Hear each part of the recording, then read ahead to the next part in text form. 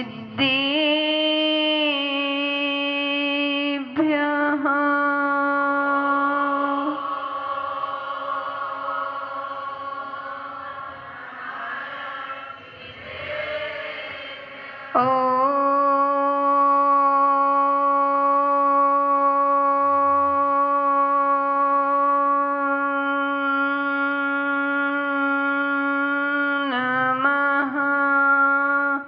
सिद्धिभ्यः।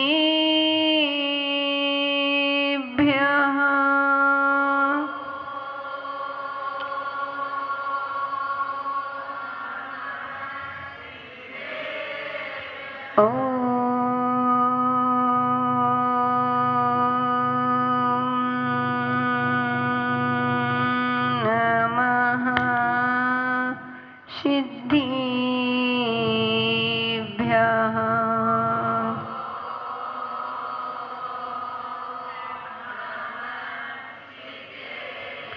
नमयोनिवर्धमानं परमपाणं जिनं तिशोधिनो वोक्षामि गयणसारं शायार्णायारिधं मीडं। नमो अरिहन्ताणं नमो शिताणं नमो ऐर्याणं नमो वज्रायाणं नमो लोये सव्विसाहुणं। गुरुः पन्थिनो नित्यं ज्ञानदर्शननायकः चारित्राणि गम्भीरः मोक्षमार्गोपदेशकः। मोक्षमार्गोपदेशकः मोक्षमार्गोपदेशकः। जीवनी अनंत अनंत परमेष्टि भगवान की जय। तिलोक पूज्य पंच परमेष्टि भगवान की जय। 1008 देवादिदेवादिनाथ भगवान की जय। 1008 मुलायन श्री शांतिनाथ भगवान की जय। 1008 मुन शोभितनाथ भगवान की जय। 1008 मुलायक नेमीनाथ भगवान की जय। 1008 चिंतामणि पार्शनाथ भगवान की जय। 1008 भगवान महावीर स्वामी की जय। परम पूज्य आचार्य कुंद कुंद महाराज की जय। परम पूज्य ममतिक्षा गुरु संत श्रोमणी आचार्य गुरुदेव 108 विराग सागर जी महामनराज की जय। अहिंसा में विश्व धर्म की जय। जय बोलो परम पूज्य आरिका गणनी गुरु माँ 105 बिंदेश्वरी माता जी की जय। बोलो परम पूज्य आरिका विद्युतश्वरी माता जी की समस्त आरिका संघ की जयकारा गुरु माँ का। धर्म स्नेही प्यारे प्यारे भव्यात्माओं, हम रण सार ग्रंथ के माध्यम से कुंद कुंद स्वामी की उस वाणी का रसपान कर रहे हैं जिस वाणी का रसपान करने से हमको एक ना एक दिन शाश्वत सुख की प्राप्ति अवश्य होगी। क्योंकि बंधुओं, संसार में आचार्य महाराज कह रहे हैं कई प्रकार के लोग हुआ करते हैं। कोई भगवान की वाणी को सुन करके अपना कल्याण कर लिया करते हैं, कोई गुरुओं का उपदेश को सुन करके सम्यक दर्शन को प्राप्त कर लिया करते हैं और कोई संसार में ही भटक जाते हैं। ऐसा क्यों? क्योंकि बंधुओं, कल अपनी चर्चा चल रही थी, जो कभी दान नहीं करता, ना कभी पूजन करता है, ना कभी वह अभिषेक करता है, ना कोई धार्मिक अनुष्ठान में भाग लेता है, ना व्रत आदि ना लेता है, और अगर कोई कर रहा है तो विघ्न डाल देता है, व्रत आदि नियम संयम आदि से रहित होते हैं, वह कौन सा पात्र बनता है? दुर्गति का पात्र बनता। यही तो समझा था वास्तव में दुर्गति दुर्गति के कारण आज तक हमने अनादिकाल से जब तक भटके हैं, लेकिन भव्यात्माओं चिंतन करना कि एक भी बार मेरा कभी उद्धार नहीं हो पाया। क्या मैं व्रत, नियम, संयम, शील आदि का मैंने कभी अपने जीवन में धारण नहीं किया होगा? मैंने कभी इन हाथों से भगवान को अभिषेक नहीं किया होगा? इन हाथों को मैंने कभी आहार दान दे करके मैंने इन हाथों को पवित्र नहीं किया होगा, इसलिए वह दुर्गति का कारण बना था। लेकिन हे प्रभु, आपकी अनुकंपा और गुरुओं के आशीर्वाद से और मेरी असीम पुण्य के उदय से जब मुझे यह मानव पर्याय ही मिल गई और मानव पर्याय के साथ साथ और तीव्र पुण्य की आया होगा, सत्ता में बैठा होगा, तो आज उदय में आया है कि हमें जैन कुल मिल गया। वो जैन कुल के साथ साथ और वह पुण्य सत्ता में रहा होगा कि तुम्हें प्रतिदिन प्रभु का दर्शन हो रहा है और सत्ता में बैठा होगा वह पुण्य। तो हे जीव, तुम्हें गुरुओं का सानिध्य मिल चुका है और वह गुरुओं की सानिध्य पा करके वो अब अपने जीवन की बिल्कुल दिशा को ही बदलना है। जब हम दिशा बदल देते हैं तो दशा अपने आप बदल जाती है। लोग दशा बदलने की बात करते हैं, मैं कहती हूँ दशा को नहीं, पहले दिशा को बदलो। जब दिशा बदल जाएगी तो दशा अपने आप बदल जाती है।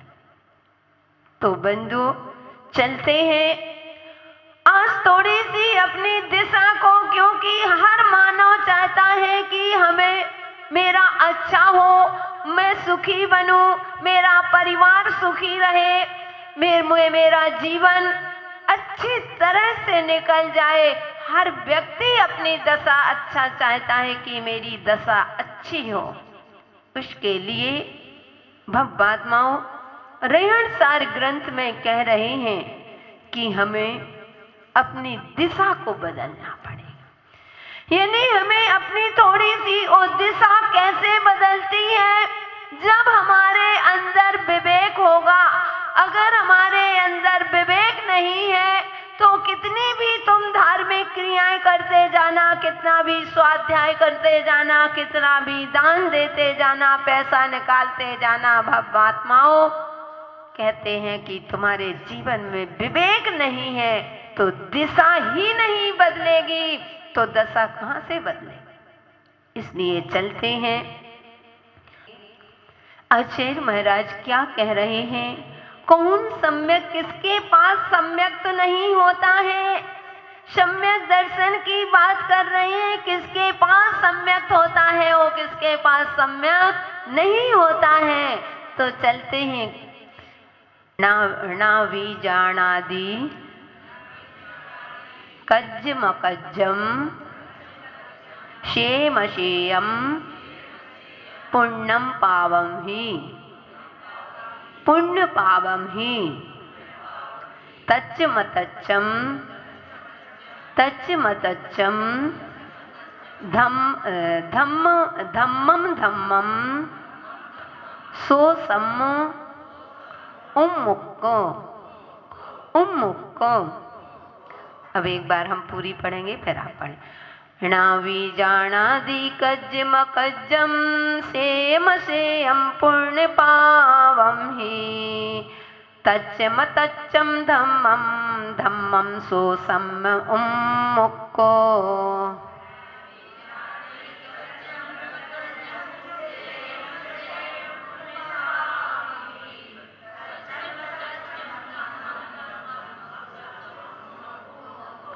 एक साथ पढ़ो, जोर से पढ़ो। नवी जानादि कच्चम मक्कज्जम सेम शेम पुण्य पावम ही चमतंचम। ठीक, यहाँ कहते हैं आचार्य महाराज कह रहे हैं, अब कह दिया सम्यक जिनके नहीं है वह क्या है? विवेकहीन है। विवेक के बिना कभी तुम्हें सम्यक्त हो ही नहीं सकता है। कितनी बड़ी बात कह रहे हैं। नावी जानादि, जो मनुष्य कज्जम यानी कर्तव्य और अकर्तव्य को, शेयम यानी श्रेय और अश्रेय, पुण्य पावम पुण्य और पाप को, तच्च मतच्चम तत्व और अतत्व को, धम्मम यानी धर्म और अधर्म को, निश्चय से नाभि यानी नहीं जानता है, जानादि नहीं जानता है, शो माने वह, सम्मुख यानी सम्यक्त से रहित है। सुनो, मैं नहीं कह रही हूं, ही आचार्य कुंद महाराज कह रहे हैं, जो कार्य आकार, हितकारी और अहितकारी, पुण्य और पाप, धर्म अधर्म, तत्व अतत्व को नहीं समझता है, जो इसको इतना ज्ञान नहीं है, वह कहते हैं सम्यक दर्शन से रहित है। ऐसा कहते हैं, कोई कार्य करते हैं तो विवेक लगाओ कि ये कार्य हमारे लिए अच्छा होगा कि बुरा होगा। कार्य कर रहे हैं, कार्य अकार्य ऐसे कर रहे हैं, कुछ भी ज्ञान नहीं है, अच्छा है कि बुरा है, इसका हमारे पास विवेक ही नहीं है। बोल रहे हैं, ये भी पता नहीं कि इसका आगामी परिणाम क्या होगा। कोई कार्य कर रहे हो तो ये भी तो विवेक लगाओ कि हम कर तो रहे हैं, लेकिन हमारी दशा क्या होगी, हमें जीवन में हम आगे क्या करेंगे। अभी ओम जी ने भी प्रश्न किया, ओम जी ने प्रश्न किया है कि माता जी, कोई भी विद्वान होते हैं, कोई भी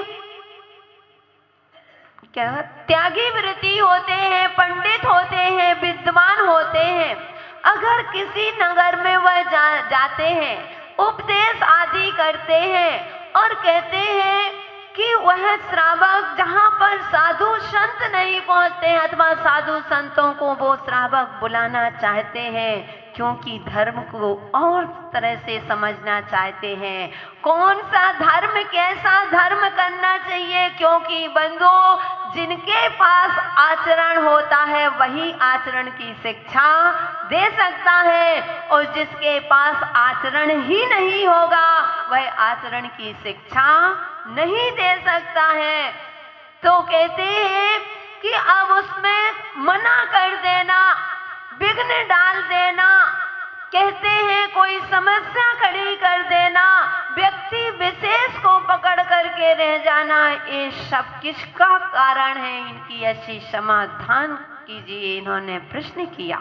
बात माओ, ओम जी शेठी ध्यान रखना, एवं समाधान रयण सार में कुंद महाराज ने अपने आप दे दिया है कि जो विवेक नहीं लगाता है, एक को पकड़ करके नहीं बैठो बंधु, अपना जैन दर्शन है, अगर हम एक को ही पकड़ लिया, ऐसा ही है, इतना बस ऐसा सोच करके बैठ गए, बाकी के प्रति अश्रद्धान कर लिया, तो बंधु तुम सम्यक दर्शन से रहे। तुम कितने भी विद्वान रहे हो, कितना भी आपने बड़े बड़े विद्यालयों में अध्ययन किया हो, गुरुकुलों में अध्ययन किया हो, कितने भी तुमने साधु संतों के पास जाकर के अध्ययन किया हो, लेकिन रयण सार ग्रंथ कह रहा है कि जो विवेक नहीं रखता है, जो कार्य अकार्य को मेरा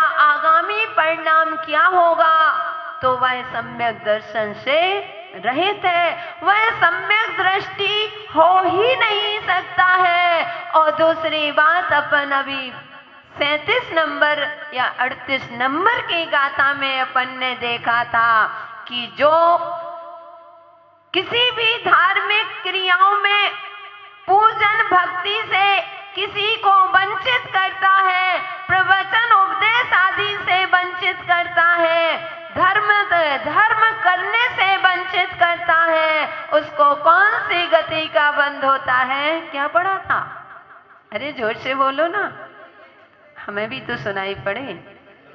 नरक गति का बंद होता है, यानी नरकों के पास इसलिए है जीव थोड़ा सा आपको एक को पकड़ के नहीं, अगर एक को पकड़ के बैठते हैं, एक के प्रति ही श्रद्धान है, तो कहते हैं उस बच्चे सांप सीढ़ी खेलते हैं, वह सीढ़ी से चढ़ करके कहते हैं कि जा करके सीधे 5 से लेकर के वह 95 में चला जाता है, ऊपर चढ़ जाता है भक्ति करके। लेकिन उसके बगल में अजगर बैठा है, मुंह फाड़े अजगर बैठा है, अगर उसमें गोटी आने पाई तो वह जा करके सीधे 0 में ला करके रख देती। ऐसे ही आत्माओं व्यक्ति विशेष श्रद्धा करना, यानी एक को ही कि हम मात्र बिंद श्री माता जी को ही मानते हैं हम और किसी को नहीं मानते। बात में ऐसा काम मत करना,